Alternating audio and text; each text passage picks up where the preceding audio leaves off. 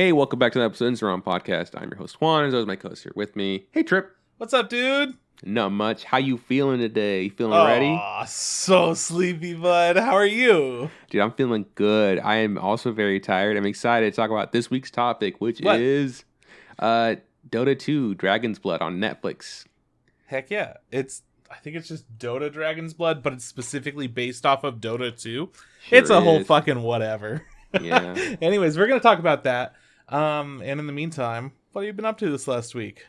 What have I been up to this last week? I got a little list. That way I don't ramble on for too long.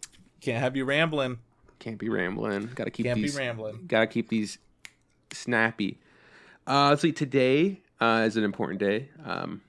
To be fair, me and Sierra didn't make it a big day because we have another big day to celebrate. But today actually marks the day we're recording. Marks Sierra and I being together for 10 years. Oh, nice. Like in a committed relationship. Yeah, we talked about it and we both decided, we'll just be celebrating like our anniversary, like our wedding anniversary from here on out. So, yeah, it's good. It's cool. I really appreciate her putting up with me for as long as she has. So shout outs to her, for settling for me. So, good. 10 years. One day you and I will make it to 10 years too, Trip. We'll get there. So We'll get there. Don't put yourself down, though, bud. She doesn't have to put up with you. She gets to put up with you. She's not that great. She's all right. Oh, she's the best. I don't deserve her. Please take me back, Sierra. All right. Yeah, so that's that. What else? Last time we spoke, I think the day we recorded, I had gotten my second COVID shot. Mm-hmm. And I had told you before we started recording, the second one kicked my ass a little bit more than the first one. The fucking guy that gave me my shot warned me about it, but I just didn't want to listen. I was naive to his words of wisdom. But yeah, it hurt more. The pain, the arm pain was like there for a little bit longer. I was more tired, and then I was getting headaches for a couple days. But yeah, now I'm back to 100, feeling good. It's been a week since then. So technically a week from then, we'll be like fully vaccinated or whatever, and should be good to go. Should be good to just start licking people in the streets, which I'm That's super what I like stoked to hear. about. Get ready for our new Twitch series, licking people in the streets. It's gonna be really funny. People are gonna love it. It's gonna be great. I can't wait to do it. Let's see. This last weekend, we got invited over to Isaiah's place, my brother-in-law, and we had a movie night. They had snacks and stuff, and we watched Pirates of the Caribbean. Had a little drinking game where it was like every time they said pirates, we drink. They say pirates a lot in that movie. Eventually I took a nap because I'd seen that movie a bunch, and it's old, and I don't know it word for word like Sierra and her siblings do, so I don't get as much of a kick out of it. So I took a little nap, woke up, was like, cool, Jack Sparrow's still jacking it, or whatever. So so yeah, that was fun though. It was nice to hang out with them. We usually only hang out when like we're doing like family dinners and stuff like that. So it's nice to kind of just get together and kick back. Speaking of families, I was also able to have my family come over for my side of the family, like my siblings and their significant others, to have dinner here, just kind of get together. I don't think we haven't gotten together since like Christmas time, and it's just nice. My sister's really close to being due with her baby and stuff, so it's nice to just kind of talk and chat and kick back and have dinner. Awesome. So I started again working at Gordo. I had mentioned that I was gonna be taking a break from school, and then we'll be working at my family restaurant to just kind of help out while my sister's on maternity leave. Which is interesting is like I did it for so long that it's just kind of ingrained on how to talk to people and that customer service. So I'm used to it. Mm-hmm. And usually, at least back then, you would always just kind of work. There was always one person just working the front. It's evolved where now there's one person working the register, and there's someone just kind of doing the backup, taking phone orders and helping and stuff. There's two people in the front. So I've never really gotten to work when that was the system. But it's easy to get to. It's actually it's even easier because I have a teammate and there's someone watching my back. But I've done it I think once before when I did it with my brother, which was fine. But this time I was doing it with my brother-in-law, my sister's husband, who I've never worked with before in the past, and I'd seen him work in the past, and I go, you know what? maybe not. Maybe I just take care of myself because he gets really kind of frustrated pretty quickly. Gotcha. But I told my sister like, hey, you schedule me with whoever, and I'll do my job, and I'll be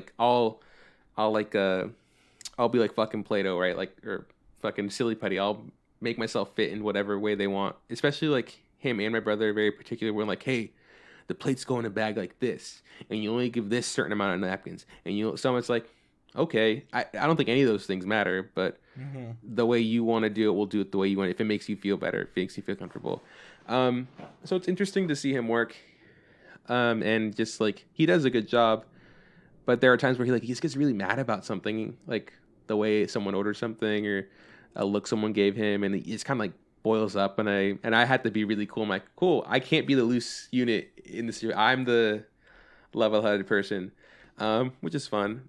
But today a girl came in and she was like, I don't know, maybe like a young teenager. Yeah. She ordered her food and she was like a little awkward, and we gave her stuff, and we gave her a ticket. She waited outside, and then my brother-in-law went and gave her the food. Came back and he said, he shook his head, like, that girl's really strange. I was like, yo, dude, that girl's strange with her Akatsuki face mask and her Naruto hoodie and her Attack on Titan backpack. You think that girl's weird? And then he's just like, what did you say to me? Like, he was so confused.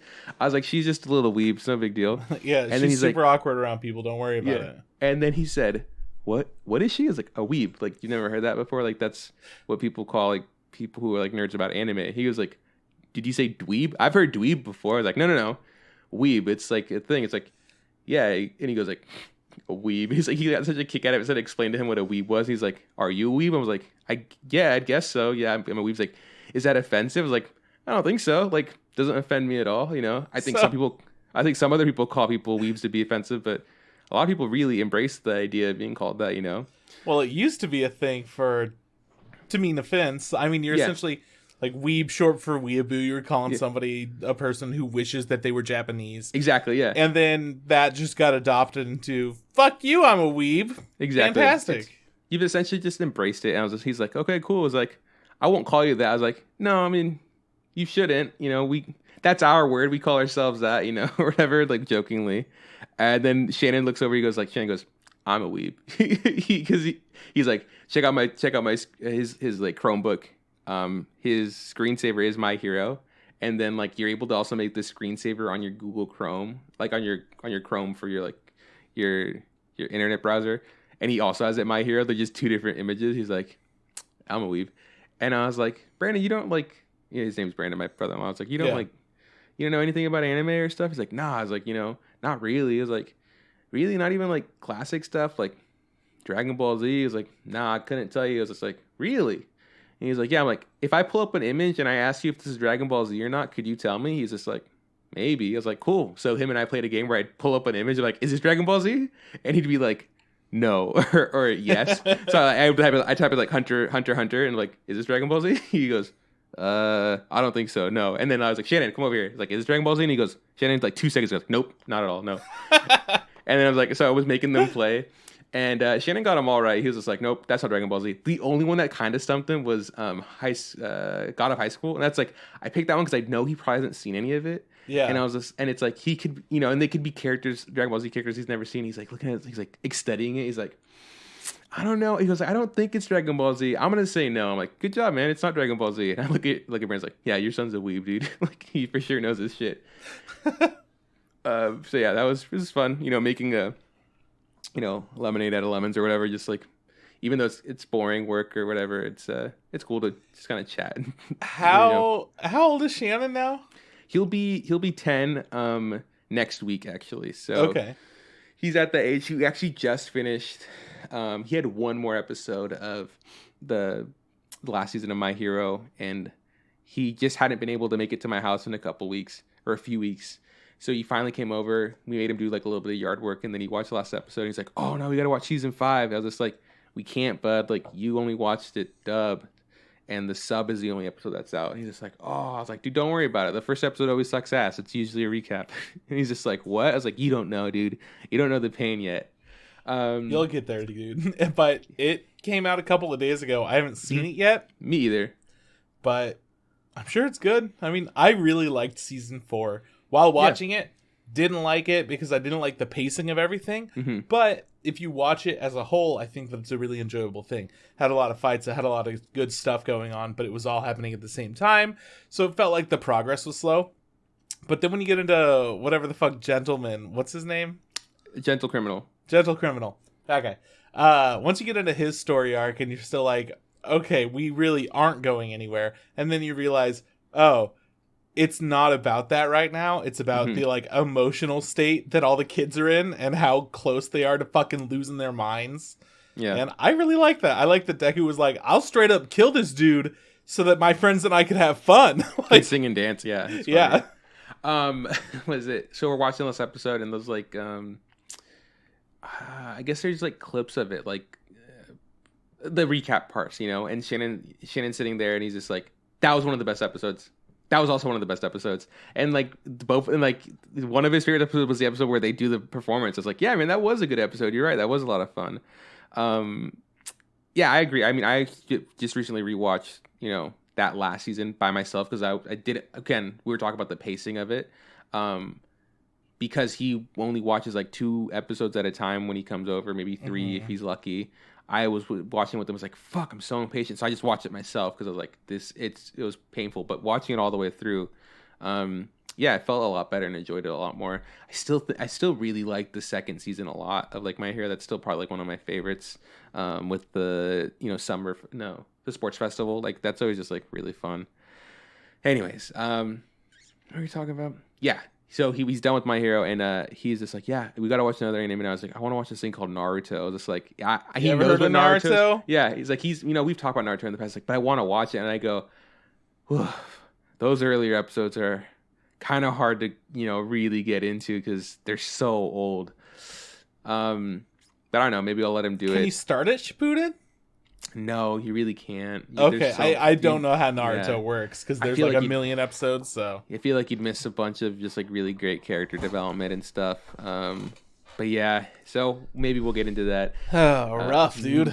Maybe I can convince him to try to sub, like, and see if he can like, practice his reading because that's something he kind of he needs to work on because he's young or whatever. But anyways, he'll be 10 pretty soon, and yeah, things are good. Okay, let's see what else. Okay. 2 more things. I watched Invincible on Amazon Prime. Have you seen things for this? I've seen ads. So I have all the comics. Like I the compendiums. I remember you telling me about it a while ago. You were like, "Oh yeah, Walking Dead guy has a new thing." Robert Kirkman, yeah. Yeah. It's great. Like I really like the comic book, and I've read it multiple times. So I was really kind of like, oh shit, they're gonna make this into a show. They were rumors they're gonna make it into a movie first, and I was like, okay, sure, an Invincible movie, why not? And then they're like, no, we're doing a series, an animated series, and I go, fuck, because I like anime and like animation. It's just like I hope it looks good because that's what it's gonna be hard for me to get into if it looks bad. And I saw the trailers for what it looked like, and it didn't really look that great. I was like, fuck, this looks pretty shit. It looked okay from the trailers.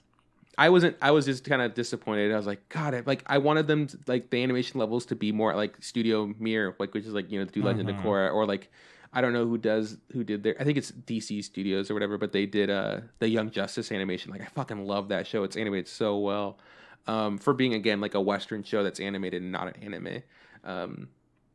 But I don't know what studio's doing. Anyways, Amazon I was like, Studios. I was like, I'm gonna watch it, because I'm a huge fan of the comic book. There's 3 episodes that are out right now. They're 45 minutes long, and I really enjoyed it. I think like it's kind of like they have changed some things, like maybe some character races and stuff, and then like they maybe modernized it because the comic book's kind of old, so like references in that thing might be a little dated. So like they kind of moved it up to more like a more modern time.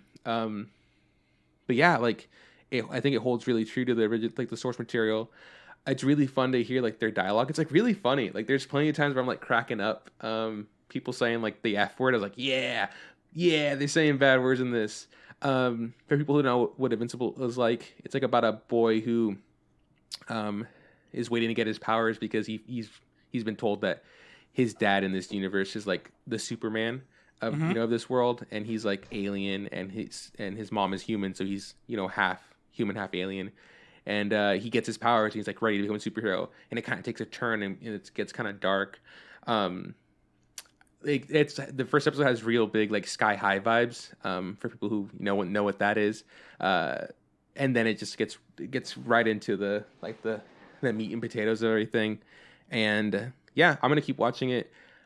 There are scenes that are animated a lot better, like more fully fleshed out animated, and I was like, this is like really good. And there's scenes where just like it's kind of lazy. There's not a lot of motion, like. The intro was like two security guards outside of like the White House talking, and like they're having like a really good conversation with like really great dialogue and stuff, but their like motions are really limited and their mouths are really like not animated that great. And I go, I'm like, I don't know if I can fucking do this, but yeah, no, I'm surprised. I'm liking it as much as I am. Maybe check it out. It is not for children at all. It is for sure like rated MA. Kind of like. Along the lines of The Boy. I mean, not The Boy. The Boys. The Boys. The Boys. So if you do decide to check it out, just kind of keep that in mind. Like, you're going to be seeing stuff like that. But yeah, if you're into that, check it out. Lastly, something that took most of my time this week. You had mentioned to me that The Promised Neverland Season 2 is officially done, and you had heard, like, how it ended. I don't think you had watched it, but you heard how it ended, and you're like, dude, it's not good. And I was like, and you had said like you might as well just like read the manga. I was like, fuck it, let's do it. So I decided to read all of the Promised Neverland manga, and that took I don't know, I think like 2 or 3 days of like just doing nothing but reading. Yeah. And it was like I really enjoyed it. It's cool to see like the differences, like you had mentioned, like in season 1. Well, because my only complaint about season 1 was that because the characters can't just share their thoughts, because for whatever reason they had to turn it into a dialogue, it seemed like a lot of things were said that were in pretty conspicuous places that shouldn't have been said. Yeah, I agree. And then Sister Crone didn't have anybody to talk to, so they made her crazier and gave her a doll. But that was the same reason that these conversations were happening. So that was my only complaint with season 1. But then being able to see that difference, like it's for sure a difference. Mm-hmm. But besides that difference, like it still feels really true to like the source material, and it feels really good, right? And then I start reading into the parts where season 2 would start, and I can start like seeing us coming back and doing the podcast every week, and you being like, they did this a little bit different, like they removed this thing, and then this sped thing through it a little bit, and then you're like, but maybe they can recorrect, or maybe they're doing something, and then there's a point where like it just falls off a cliff completely from the manga, and I go, no, I see why Trip's upset. This shit's really good. This should have been in the manga. The way that the bunker, the way that the bunker was introduced was just like, okay, I'm hesitant, but like maybe it'll work out. And then when you realize what they've changed, the whole situation just dropped significantly. It's pretty wild because that arc that happens right, after the bunker is really entertaining, and it's super popular. And I was like thinking about it. I was like, I wonder, because I was like, as I'm reading this, going through, I'm like, I wonder why they made this. Like, what was the choice behind this? Like, the source material here is like fucking great. It's like, who's as you're reading it, you're like, what the fuck's gonna happen? Why? I was like, why wouldn't they put this in? And I was like, maybe it was a case of like, like the budget not being there, people being like, he's like, oh, like that's a lot of extra characters to draw, and a lot of fucking scenery, and a lot of dialogue. There were a lot of characters, but I feel like the characters that they were drawing in season 2 looked very low effort. Yeah, so I don't know. But I did finish it. I know that you're technically not done because you're reading like the American serial. I'm reading it, as it's released, so I could have the books.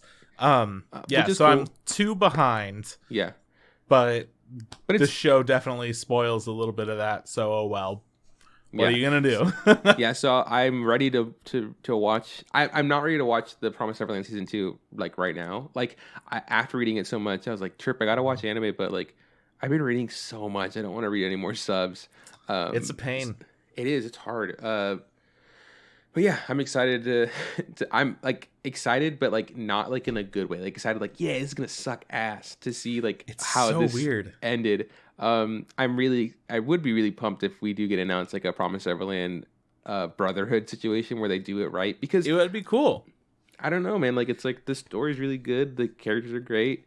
The only thing that would be weird about them doing that is that season 1 would be the exact same, but probably just copy the manga and do internal monologue or something. I don't know. I don't know what it would be. It's different because I know they did like a reboot with like. No, I don't know. I'm trying to think about it. Like, what has done this kind of like in the past, like Brotherhood. At a certain point, it just kind of changes and it becomes its own thing, you know. But I don't remember. The start is different actually in Brotherhood. Like they do different things in the start of the regular Full Metal Alchemist. It's tough. I don't know how they do it, but it'd be cool to get an actual like honest, you know, representation of the manga to anime. I don't know. Season 1's still really good though. Check it out. Don't watch season 2. I'm not going to spoil anything. I'm going to try my best not to tell you about whatever happens because I know you really want to know for yourself how everything works out. I mean, when it comes down to it, it's I feel like the point that I'm like you said, it gets predictable. Like you can tell. I think so. I think I kind of like, and I'm at the part where I kind of know everything that's going to happen now. Yeah, I think. And you know, we had talked about people being upset with the creator about the ending. And I was like, you know, endings are hard. That's like not an easy thing to pull off, especially if something is really popular. And as I got near, like closer to the ending, I was like, I think this is gonna happen, and it would happen. I was like, okay, cool. And then I was like, I think this also is gonna happen. And then I was like, okay, I'm right about that. Something did happen that I didn't expect to happen. I was just like, oh, like, time out. How do I explain this? Something happened that I was like not expecting. But because that happened, it made something that I was expecting happen. I was like, oh, okay, that's how they did that. So that's how they got to that point. That's how they got to that point. I was like, with this thing I did not expect at all. Because it wasn't hinted at happening at all. But whatever. I was like, we got to the point where... Which, at the end, I think that's why people were complaining about it, though, is because you can't see what's happening. You can't theorize or predict it. They just did a few things that were just like, and now here's how we're going to get to the next plot point, you know? Yeah. I definitely felt like there were some bizarre choices for the rest of the narrative when you got closer to the end. The whole like deal and whatnot seemed like it was just very, very different and just kind of came out of nowhere. And then everything after that also felt like, okay, well, we're at this point. It's consistent, but it's also like, a little bit. Yeah. We're just making it work this way, you know. For sure. But yeah, man, that's still fun. Yeah, I'd still a good time. I'd recommend it to people to go out there and read. If you're looking into checking out a manga, check it out. It's done. So, or I mean, it's almost done if you're reading it. You know, if you're buying the books. So, yeah, that's what I've been up to, man. What about you? What has this week done for you, my guy? Really not a lot. I haven't been up to much because I've been playing Monster Hunter Rise. I took a week off of work for it, and after 50 hours, finished the multiplayer portion of it, which was an absolute blast. Easily my favorite Monster Hunter game. It's not worth focusing on for too long, but just all of the quality of life changes, the artistic direction, just the flow of everything was so fast paced, so smooth and convenient and enjoyable to play. It's going to be tough to go back to any of the old ones if I were to ever do that, which I don't think I would. That being said, this game doesn't feel like it has quite as much content as the previous Monster Hunters because it does lack some like, there's a low rank, a high rank, and then like a G rank. It doesn't have that G rank yet. It doesn't have a lot of things that sometimes it includes. And straight up, they say, hey, the story's not over. We're going to release it for free like as it goes on. So keep playing it. Mm-hmm. Which is always a weird choice for like a full price game to be like, it's not done yet. Just keep having fun. But like, it's not done. Hang out. Yeah, really, really good. Loved it. Played Hunting Horn the entire time. And it's a blast. I'm probably going to play it a lot in my downtime because it's easy to just turn off my brain, throw on like a stream or something, and blast through that. But yeah, I played it all on Twitch. All the progression. I think there might have been some things that I didn't stream, like single player stuff. But it was chill. It was a fun time. Played it all through with Kyle and Sam, and just had a good several days. Yeah, that totally fucked up my sleep schedule, and that's why I'm feeling a little bit groggy now. Were you just staying up super late playing? Yeah. What happened is, when the first night it came out, normally games will release either at 9 p.m. Pacific time, because it's 12 p.m. on the East Coast, or 12 p.m. Pacific time, which sucks for the East Coast, but it still comes out at 3 a.m. It all just kind of depends. But Capcom, for whatever fucking reason, is like, all right, it's going to come out 1 a.m. on the West Coast. And we're like, what the fuck? So we stayed up until like 5 or 6-ish that night, which is crazy because I haven't stayed up that long in forever. Years. Yeah, I'm like, not even like New Year's or anything like that where I stay up the latest. No, I haven't stayed up that late in forever. I've been sleeping in like crazy, trying to fix my schedule. It's going to be tough, but fortunately on Friday, I work 11 to 4 because it's Good Friday and my company's Catholic or whatever. Yeah. So this is one of our only holidays. Like, fuck Martin Luther King Jr. Day, but Good Friday, you bet we're going to do something. You gotta hide those eggs or whatever. Yeah, whatever. So anyways, I'm going to be able to sleep in a little bit more than usual and still kind of get back into my regular schedule before I start work again on Monday. Anyways, yeah, totally ruined my sleep schedule because of that. But we kept staying up late because it messed with all of our sleep schedules, and just powered it out and had a really good time doing it. A lot of the online discussion is about how easy it is. Which I think is really interesting because the things that made Monster Hunter so hard in the past were due to like really janky things. Like a monster can hit you and then you would go into a little like walkway, and that walkway is a loading screen into another area. So it would hit you into there, you would load, you would appear in the other area, you walk back in, you load in that same thing into a monster straight up attacking you. And it's like, that's the janky stuff that wasn't fun in Monster Hunter, and they've removed like a lot of that, which is kind of artificial difficulty in my opinion. They're saving that like difficulty for later. Clearly I've played a fuck ton of Monster Hunter. A lot of other people aren't having as easy of a time as we had as a group, but it's like, I don't know, it feels weird because people complaining about it being so easy isn't necessarily a bad thing. It like makes it a little bit more inviting for people to get interested in a game that's so difficult. Right. And it's still going to be hard. Like, there were still times where we were fighting hard and we're very close to dying, but we just are good enough to know when to kind of pace ourselves. It was a lot of fun. Gorgeous. Like, all of it's very Japanese style kind of theming between the new monsters, the new like village, how everything's done. And they did really interesting stuff. They did like kind of kabuki poetry for an introduction for each monster. You get like a cool like grainy film look at a monster while it's saying a poem that's all theatric and very Japanese. It was fun. The music's tight. Fucking all of it. Just so much fun. Yeah, so it was a pleasure to look at and enjoy, especially compared to the old game, which was trying to go for a realistic approach.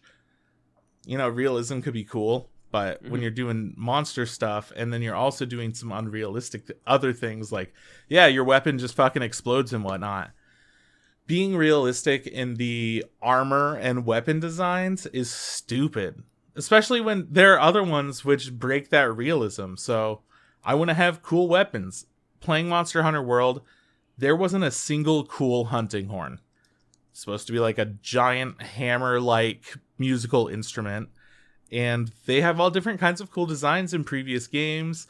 They've had cool things that did transfer over into World, but for the most part, you're just playing like a giant steel bagpipe and like a weird skull-looking thing for almost every single weapon, and then you just put on a couple of feathers and some fur.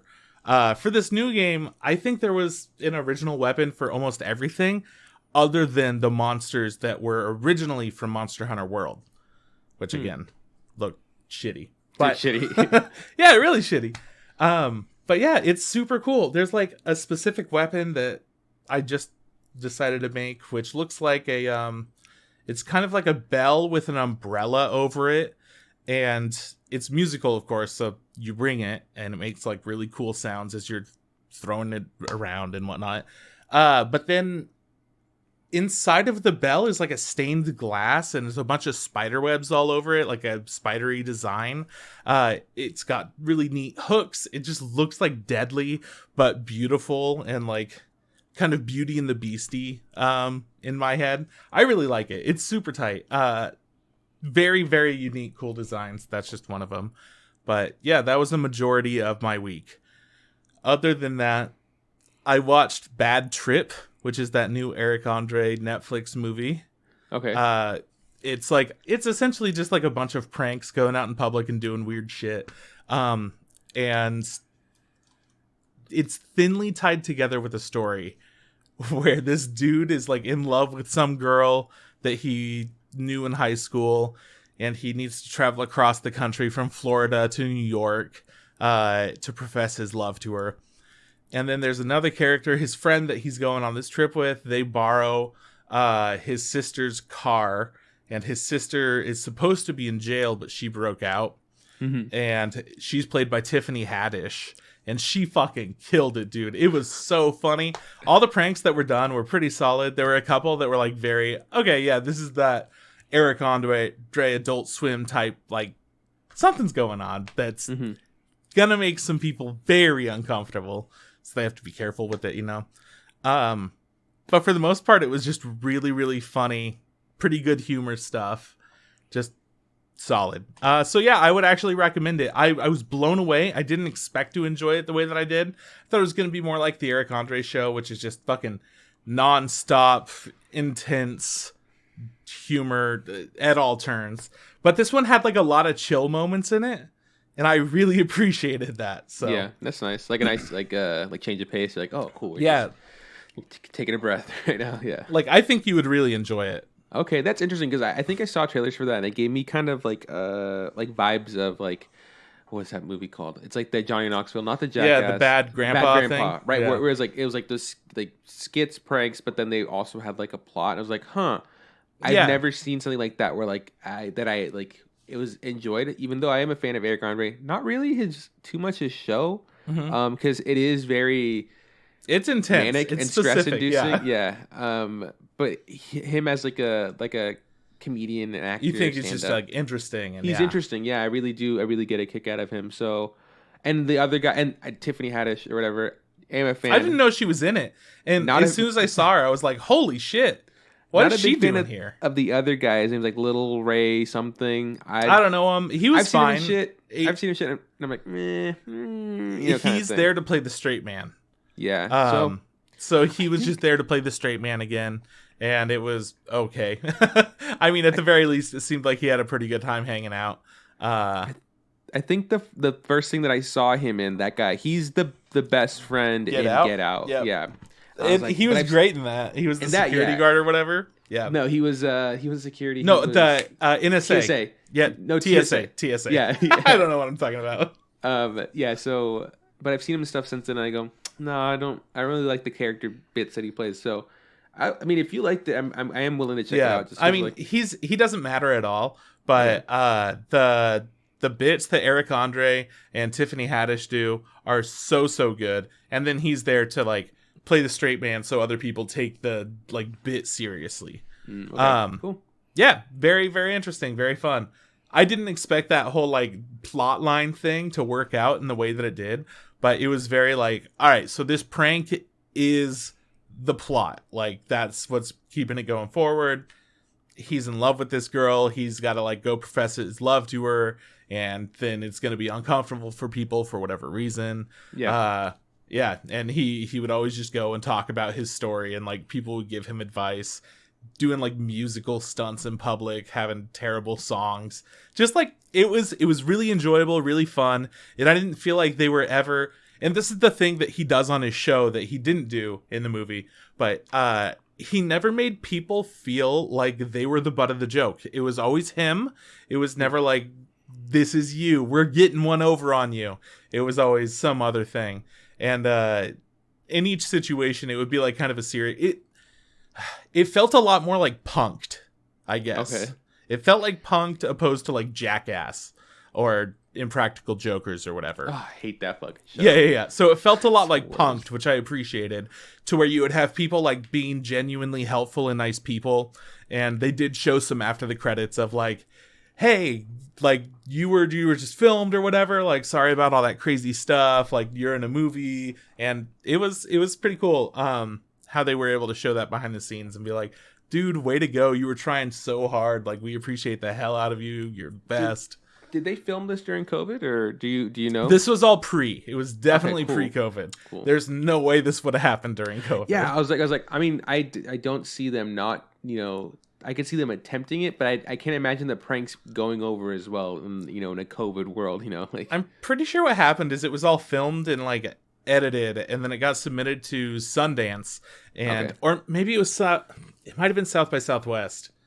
I think it was South by Southwest, but it got like really well regarded and talked about, which made me interested initially and excited, but then nothing happened. There was like, you could find it leaked online, but I didn't want to do that. I wanted to wait until it came out. And there was like a scene that was shared of it, which was definitely the most like crass scene in the whole movie. Yeah, so that's all that I knew about it. I was like, this might not be my cup of tea. I'm not really a big fan of this. And then after I saw it, I was like, oh, okay, that was the like most crass one. And the only reason I wasn't a big fan of it was just because like it felt very Eric Andre and excessive. But the people were just like watching him get fucked by a gorilla. It was a whole... Yeah, it was the whole thing. It was pretty great, That's pretty funny. It was good. It really teetered that edge, so I wasn't sure if I was going to like all of it. And then it turned out that was the most extreme it got. So, choice. Yeah, I don't know, man. That's it. Monster Hunter and that are pretty much it. I haven't been doing, like, anything else. It's been fantastic. I've loved it. That's good. Yeah, no, it's good to hear. Yeah. All right, man. Want to talk about anime? I don't have my list isn't as long as yours. I'm not allowed to talk about anime. We're saving that for next week. No, I'm gonna talk about anime. Okay, so here's what I watched in anime. No, I just watched the most recent Attack on Titan, and I'm not caught up with Wonder Egg Priority, which I want to be because you texted me. You're like, dude, like I was like, when you texted me, I was like, is Trip okay? Like, should I call him? Like, is he? No, it was a great. Episode 11 of the Wonder Egg Priority is probably the best episode I've seen of anything in like years. Yeah, I couldn't tell you like since Violet Evergarden probably. Oh yeah, that has been years actually. That's an honest statement. I just know that your text was like it was worrisome. It was just like. Well, it was a really dark episode, and it really went to like some intense places emotionally. And it like makes you feel like just anxious and kind of like, I don't know. It was so specifically like psychological horror. So well done. This show might become one of my favorite shows. I don't know. We'll find out. Your text was Wonder Egg episode 11 made me feel terrible. Yeah, it genuinely made me feel bad. Feel terrible. I was like, oh my god. I was like, oh shit, really? Like, yeah. So it's done. Good. The 12 episodes are out, right? But then we had you had mentioned to me that we had heard that there's another episode, which is a special that's going to be coming out on June 30th, which should be wrapping everything up. Which is a little ways away, but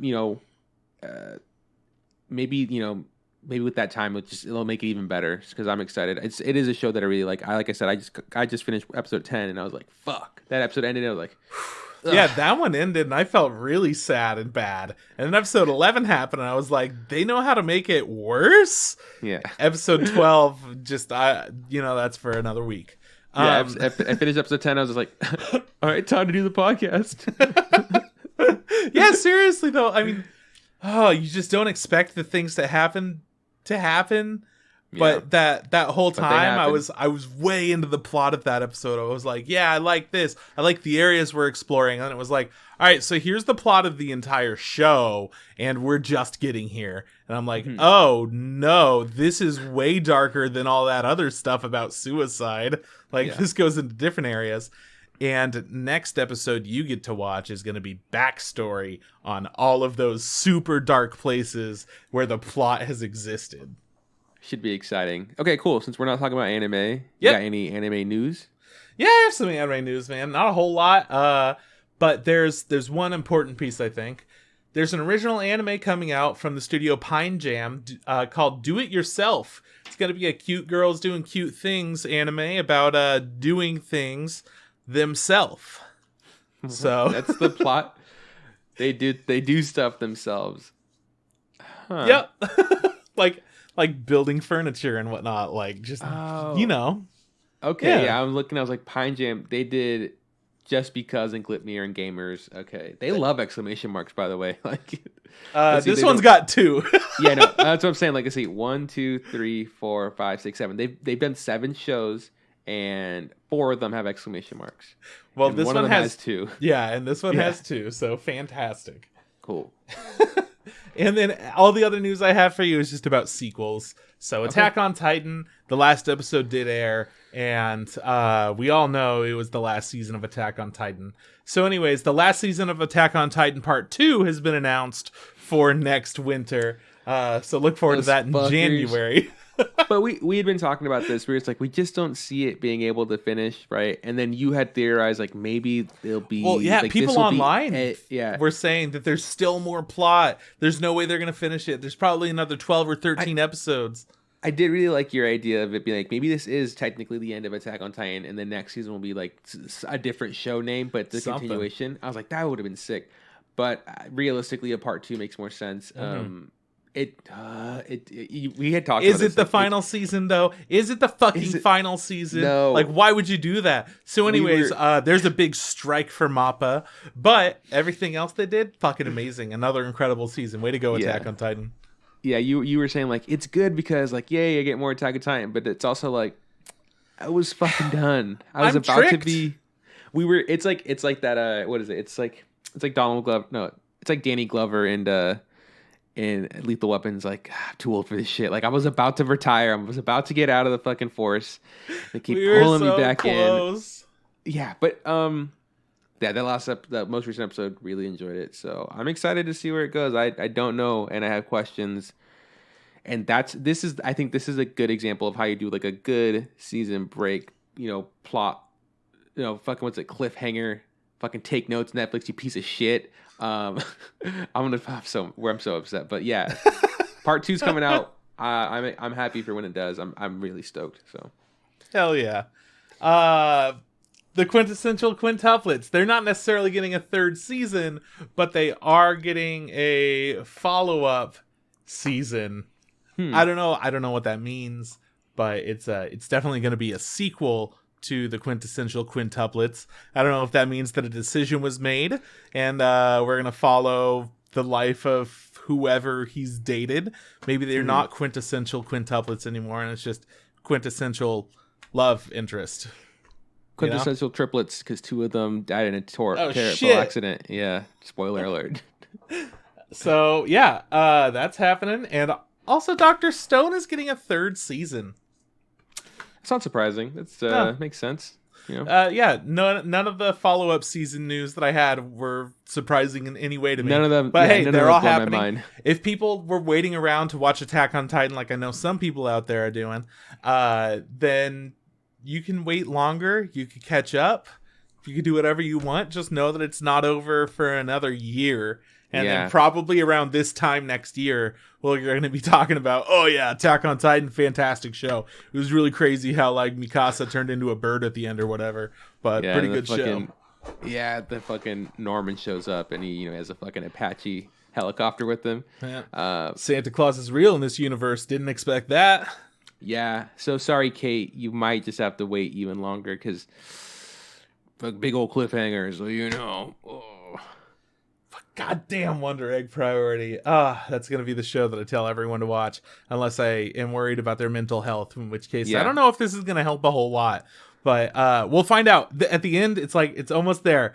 It got to that point where it was making me feel some pretty strong things, and it was almost there at being like, all right, yeah, this is for everyone, like regardless. Yeah. But it's still skirting some problematic stuff that we'll see.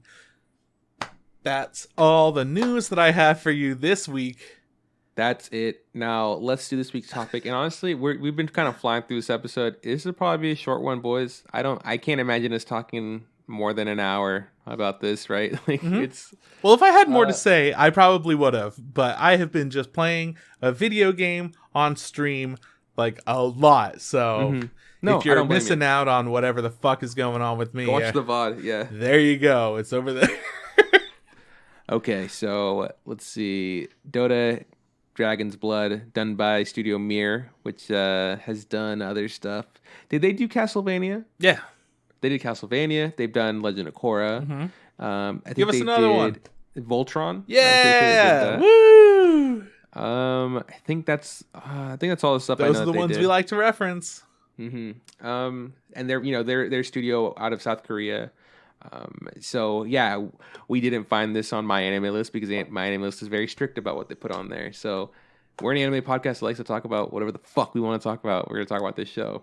It's in the Netflix category on or anime on Netflix. Yeah. Fuck it. I'm pretty surprised by this show, honestly. I started it out and immediately went, this is better than most of the shows we've watched on Netflix recently that we knew were gonna be bad. Like, this isn't gonna be bad, I don't think. So my initial impression, it stayed pretty much that way the entire time. It didn't blow me away, but it was a very refreshing show to watch. Yeah, I think we had mentioned, or you had said that when a good studio is making it, we usually don't have to worry, you know? No. Mappa's doing something on Netflix. It's probably gonna be good. Who does Kyoto Animation, Orange, Wit. Probably gonna be good. You know, like probably don't have to fucking worry about it. And I feel like, you know, Studio Mir is on, at least on my list of anime like studios that I really like and respect. So when I saw the Dota fucking teaser trailer or whatever on Netflix, I was like, whatever. Dota means nothing to me. I've heard of it. For anyone that doesn't know, somehow you're a nerd and you don't know about Dota. Dota 2 is one of the biggest MOBA games. All times. Yeah, where it used to be incredibly competitive. There was a really big online scene for that. I don't know how big it is right now, but it's just been around for years and years. And the fact that they made an anime about it at this point seems fucking weird. So you know, like I said, I have no information about what Dota is besides me knowing that hey, it's a huge MOBA, like and an old MOBA to kick, right? It's not like it's brand new. I think it was like inspired from Warcraft or some shit or Strand of the Ancients. I don't know.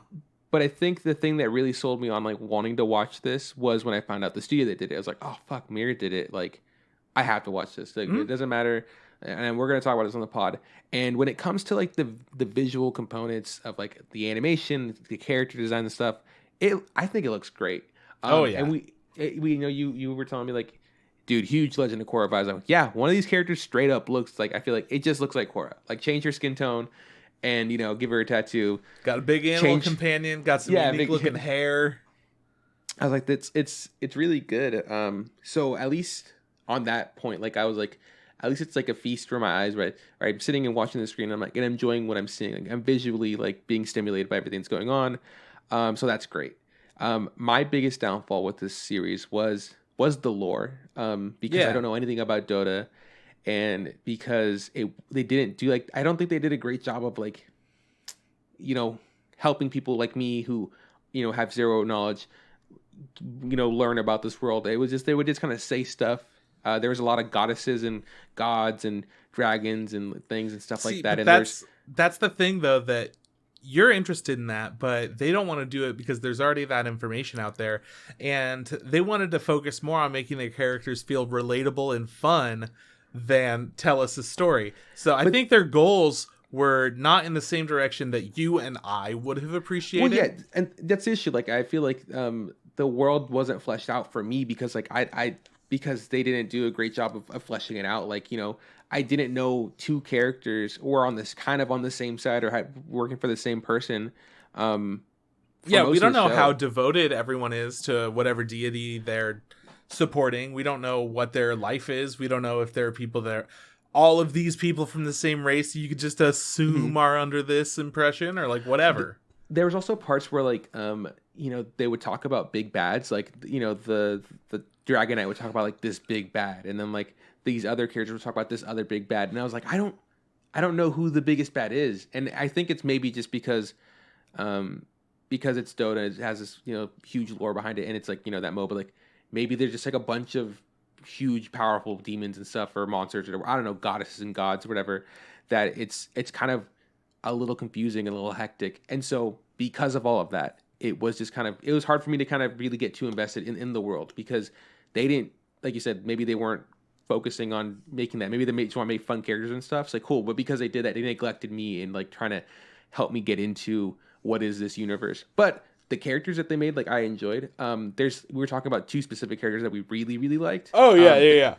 Like there are one that we liked because they had an interesting backstory. The other that we liked because they're the fucking coolest character. Because she's just perfect. Yeah. So I would say that I think this show's good, and I would recommend it to like some people. I don't think it's like a must watch by any means. It's a better Castlevania. Like while I was watching it, like I was like getting immediately. Huge Castlevania vibes, like season 1, because that was my favorite Castlevania season, and then 2 really made me drop off.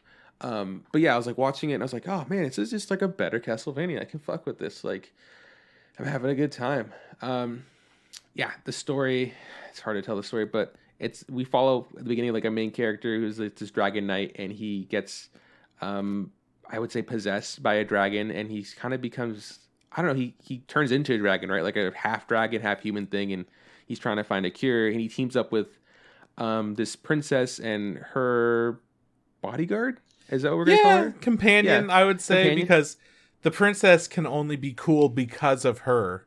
You know? Marcy, exactly. Marcy makes the princess do cool stuff. Yeah. Because of magic. Yeah, so maybe. So our main character, the Dragon Knight, meets up with the princess and, her companion, and their quest is to retrieve some lotuses that have been stolen from their goddess, and then they're going to do that.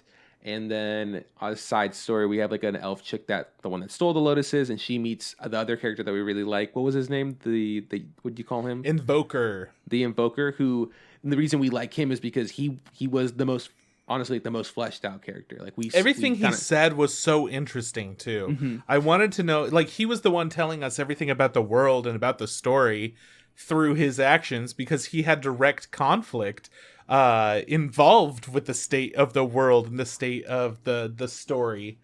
Right. I really appreciated him for that. I'm glad that the show gave us him very early on to just lead us through their story. Yeah. And then I think the last two characters that are like worth mentioning is there's this chick who is also working for the goddess that had her lotuses taken, and she is just kind of coming to this, I'm not even gonna say Earth. I always wanted to say Earth, but it's a different world or whatever. But she's coming down to this world, and she's bringing her armies, and she's essentially like just slaughtering elves and like making them like pledge like their allegiance to the goddess, and like essentially like being forced and brainwashed and stuff. She's a monster essentially. And then the last character who I thought he was like kind of one and done, but then at the last episode they bring it back and it's like, oh, he's gonna get more play. Is essentially he's a dragon slayer that our main character kind of looked up to and tried to kill him when he found out that he's half dragon. I liked him. Yeah, I liked him too. I was like, oh, he's kind of cool. I liked his gear essentially more than anything. I was like his whole shtick. He looked very like, Dark Souls. Yeah, he was like, I guess in this universe there's 7 kinds of dragons. He's one of the only guys that's killed 7 kinds of dragons. He's like, yeah, I was like, I need to kill this specific dragon. So I've just been killing a bunch of other dragons and like getting a bunch of gear out of that stuff that I'm killing. I was like, oh, sick. Like, like Monster Hunter or whatever, like he's taking this shit and he's making new armor or whatever. Like that's dope. And that's kind of like the short and long of it, right? Like it's like, that's the stuff that's going on.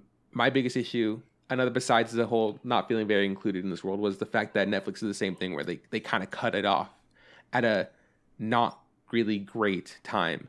I mean, they kind of wrapped up the like story that they were telling for this first half. Yeah, half. I feel like, I don't know.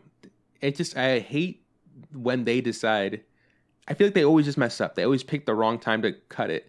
I'd rather just give us all of it, right? Or do a better job of this. Like, because now I'm like, cool, I know there's going to be at least, because we're at 8, it's got to be at least 12 episodes long, maybe even 14. So there's at least, 4 or 6 more episodes. And I was like, what? Why can't I just have all of it? One thing that I think that, like, Kipo and the Age of the Wonder Beasts, or whatever the fuck it was called, one thing that I think that show did really well is each season ends and it like resolves a lot of things and then immediately starts the conflict and goes like, yeah, and your old problems aren't necessarily over, and then it's like the end of the season. And I really liked that, opposed to just like kind of cutting it off or whatever. Mm-hmm. It felt like, oh cool, we got a resolution for like some stuff that was like really big, but there's still more going on and we're still like not even close to being done. Everybody's like aware that there should be another season. It's not like we're playing around. Netflix hasn't really been able to do that with their anime series. Like Pacific Rim, Black Rim Job or whatever sucked. It's called The Black. I know what it's called. I hated the end of it. It just felt like it ended for no reason at all. And that's kind of the way that this felt as well. It was like, here's a really big moment. And anyways, we're going to deal with some stuff next season. And all the characters are a little bit better. And that was it. I feel like The Black, I don't know. I think their ending was better than this one. Like I hated so much the way that one ended. I hate this one even more. I was like, fuck, I just feel I feel so unsatisfied with where it ends. But that's Netflix, that's how they do stuff. I don't know. They just need to figure this shit out. Okay, let's talk about our favorite character. Hands down, favorite character. Yeah, Marcy killed it. Marcy. Yeah, she's helping out the princess the whole time. She would not talk. She wouldn't make any sound. She was completely silent. You would never know she's there if she didn't make her presence known. She goes off and like hides in the bushes and then does a whistle. And the princess stands up, shoots an arrow, and kills something. Mm-hmm. All the time. She somehow is able to control the trajectory of the arrows with her whistles and like mark a target or something with it. And I don't know if there's magic going on with the arrows or just with her thing. I don't know what's going on with it. They never explain it, but she was really cool. She also had so much expression and so many emotions despite not being able to actually make any sound. It was such a cool character to throw in this story that, again, all the characters felt pretty realistic with how they talk and spoke to one another. Sometimes it was a little out of place, like our main character, the Dragon Knight, trying to pump himself up to like have a conversation. Felt very like fake and very strange, television. But everything else felt pretty good. Like whenever something bad would be going on, the characters would react realistically and just be like, fuck, all right, well. And you feel like the character's actually exasperated. You feel like they understand the gravity of the situation in a very relatable way. Marcy was relatable without even doing that. Yeah, that's that whole scene of like him pumping himself up leads, which isn't, again, us did feel out of place. Does lead to one of my favorite moments of hers. Yeah. She's just kind of pops into existence because she's so quiet, and he's getting ready to say goodbye, and she just kind of like opens her arms and kind of shuffles over to him and hugs him, and her face gets really small because she's like happy and stuff, and it's really cool to see like how, even though she can't say a word or doesn't say a word, we don't know if it's a choice or if it's magic. I'm leaning more towards sort of magic or curse or something that she can't talk. Yeah, me too. But she develops these relationships and like people like trust her and like her and stuff, and she's like very friendly, but also like an absolute badass. Like when she's like in that palace or that dungeon or whatever, and they're like, they've been unarmed or whatever, and she gets kind of like the kill switch to like activate and stuff. She just wrecks shop. Like what an absolute badass. Like this is one of the coolest characters I've ever seen. And again, it's super nice to see that. especially you can't say a word. I don't know. It's nuts. I would love to see more of her. I thought they were gonna like maybe kill her off in this show. Like That would have sucked. I was really worried. I was like, oh, that it would have sucked, but it's like great. It would have been cool to be like cool. Like they're willing to do this and like do these hard things. Like kill someone as like endearing as his character, to progress the show. But they didn't, which makes me happy because I want to see more of her. And then we already talked about, I think the Invoker, right? Like the guy that we liked. I liked him too. I liked his backstory. I liked his reasoning for why he is the way he is and what he's doing. Yeah, it just those two characters like were my favorite. I did like other characters. There's other characters I didn't like. Like I liked the Dragon Knight, but I like him because he's in my head like a cool character you would play in D&D. Like yeah, he's like yeah.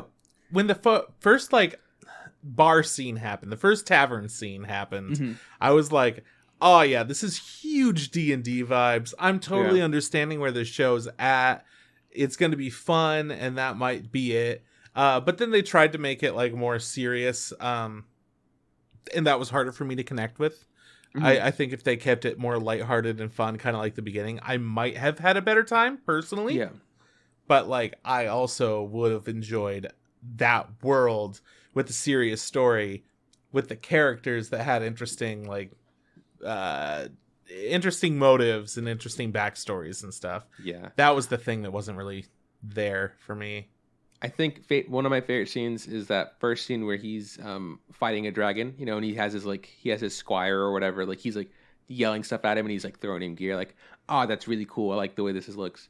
One of my least favorite scenes is the Dragon Slayer, the Dragon Knight, and he's like been taken to a different world and there's other dragons talking to him. I was like, oh man, I don't fucking care about this. I was like, this is like they were doing that, like they're trying to make it very dramatic, and I go like, no. Yeah, stop. It's the problem with that is that the stakes aren't there yet for us. It was like, I mean, it was mid-season. It was doing some intense things, I guess. But it felt like if this was happening during a second or third season of the shoit would be like, oh shit, yeah, our character's done a lot of stuff. Like this is interesting. Let's learn some more about the world that we didn't know before. But it instead wound up feeling very expository and not really necessary to I don't know, to do the plot things. Immediately it didn't matter. Let's just put it that way. No, it really didn't. It really didn't. So yeah, that's I feel like there's nothing much we can really say. I will say one last thing. It's rated, I think it's rated MA or TV 18 or whatever. Oh yeah. There's a lot of violence. There's a lot of bad words and stuff, which I appreciate because the way I talk, I'm very uncensored when it comes to the way I speak to like you and people around me or whatever. Where we do the podcast, so we say the fuck, we say the fuck word. We say the fuck word all the time, because that's just part of our language. So I did like the way they spoke and when they cussed and then when they cursed and stuff. I was like, oh cool. It always took me a little second because they'd be like, oh that's right, this is an adult TV show or whatever. So like, but it never felt like out of place. It was like, cause like they're like, oh fuck or shit, like if something like bad's happening, it's like, yeah, I would definitely say that word if a dragon swooping down and do stuff like that. Which in Castlevania they did this similar kind of like, oh yeah, we're gonna talk realistically to make our characters more like interesting and realistic. But it also had the like whole, we're gonna talk with an accent that's like the dialogues, kind of old timey English, and It did kind of take me out. They didn't talk with the dialogue like an accent. Oh yeah, we had people. The elves were like the Australian elves. They were either Australian or Irish because I felt like at a certain point it stopped sounding Australian. It was really interesting. I'm glad I remembered that. Yeah, that was really funny. I was like, oh, they're Aussies. I think when we see the elf that steals like the lotuses and they're like all like their band of hippies or whatever kind of going around, I felt like these are just Australian people, and then it was until later I was like, yeah, they do feel a little Irish. I don't know what they are. It suddenly got Irish. I don't know either, and I would have liked to known what the direction was behind that accent that the characters were doing, because you could tell that it wasn't like a natural accent for a lot of people, which was a weird choice. I liked that they were like, all right, elves are all going to sound different. They're all going to talk with this kind of an accent instead of the typical elves that are like, yes, we talk in a very like calm, particular. Yeah.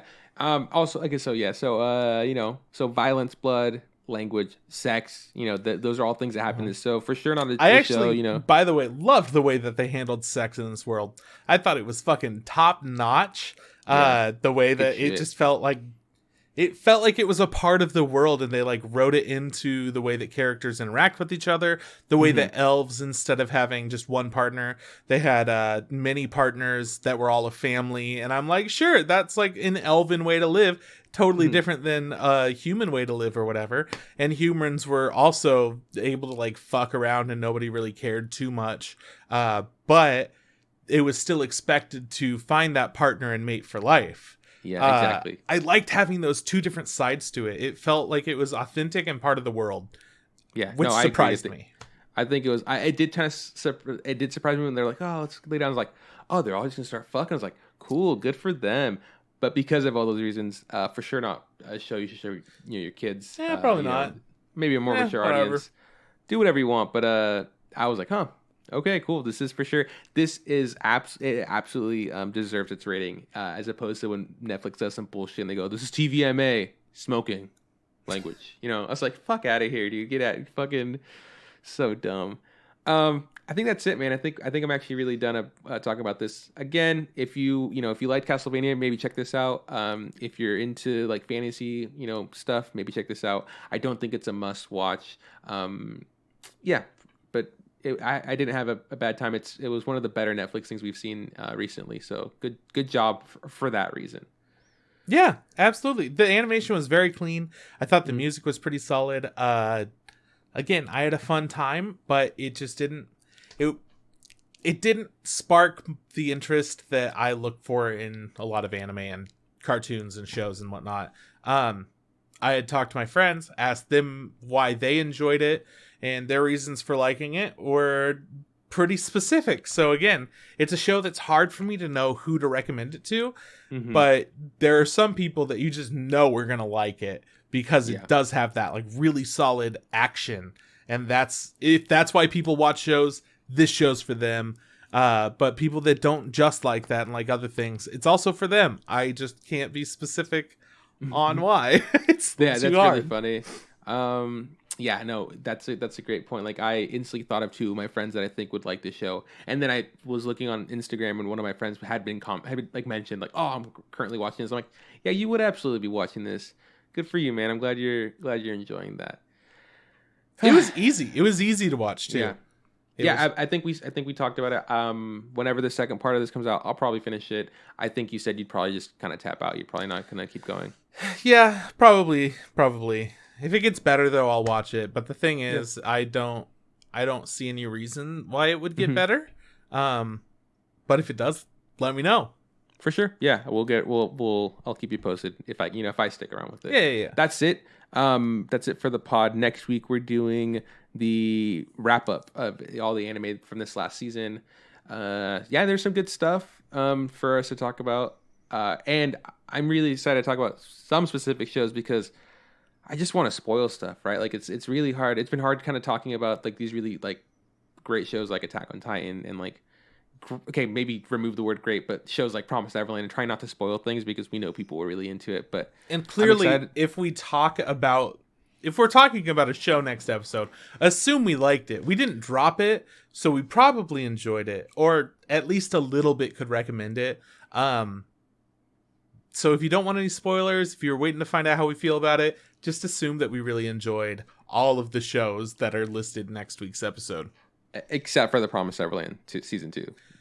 Which is a whole different topic where we should probably reserve a segment just like at the end. Just to hate on it. Okay, just at the end to completely talk about all the beats of the story compared to the manga. For the people that do like those spoilers and do want to know what the difference is, we're able to talk about that, as well as the just overall how the show changed and why it's completely not worth it. Yeah, for sure. So watch season 1. You actually watch season 1 and never watch anything else. Yeah, okay. Which sucks. Ugh. So that's it. If you like our theme song, you should check out Not Mars on Spotify. Trip, where can people find us? You can find us on Facebook. Look up the Instant Ramen Podcast. Same thing goes for Instagram. Look up the Instant Ramen Podcast. If you want to send us a tweet at Instant Ramen Pod. podcast in fit. And you could shoot us an email, instagrampodcast@gmail.com. We stream every week when we record the episodes on twitch.tv/Crispather. Usually around like 8 or 9 Pacific Standard Time. Somewhere in between there we'll start. And yeah, thank you guys so much for hanging out, listening, chilling with us, doing a cool, chill vibe. Honestly, this show wasn't that bad. It was a nice little time. Just kind of not much to say about it. Yeah, check it out. This is bye from Juan. See you around from Chris. Hey, Trip, don't forget. Just add hot water.